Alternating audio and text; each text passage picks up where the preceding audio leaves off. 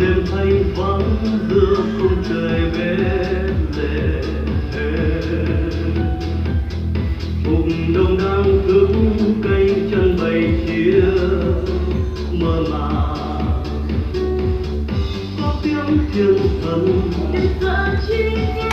anh chính tin mừng đừng sợ chi nhé, ấy chính đêm này phải Bethlehem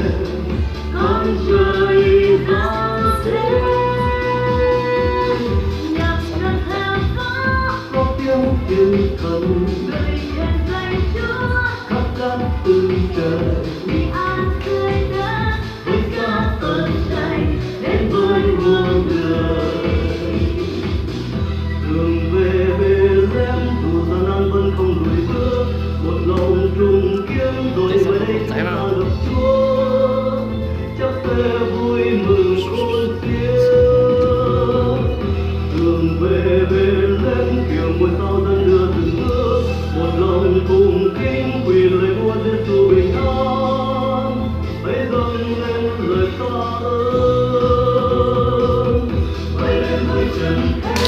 bao tiếng ca cung đàn, hãy đến với bình an như ánh sao huy hoàng, cho tôi tìm đến mà có để về một thơ của Thầy. Hãy đến với trần thế khi chúng ta ra đời, em như lời mới trái tim rạng ngời,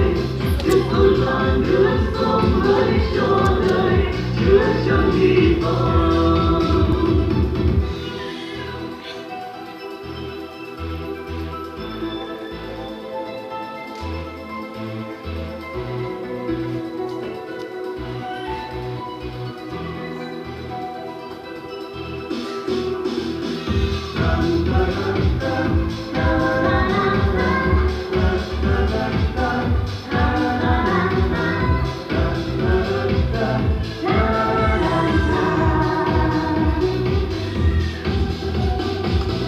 một đêm thanh vắng giữa khung trời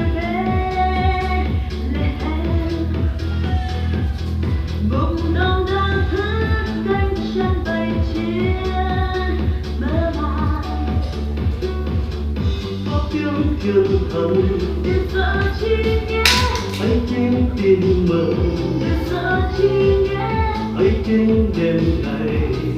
phải Bethlehem con trời giáng sinh.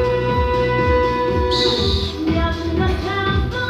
Có tiếng thiên thần người hiền danh Chúa, khắp các phương trời vì an tươi đất với ca ơn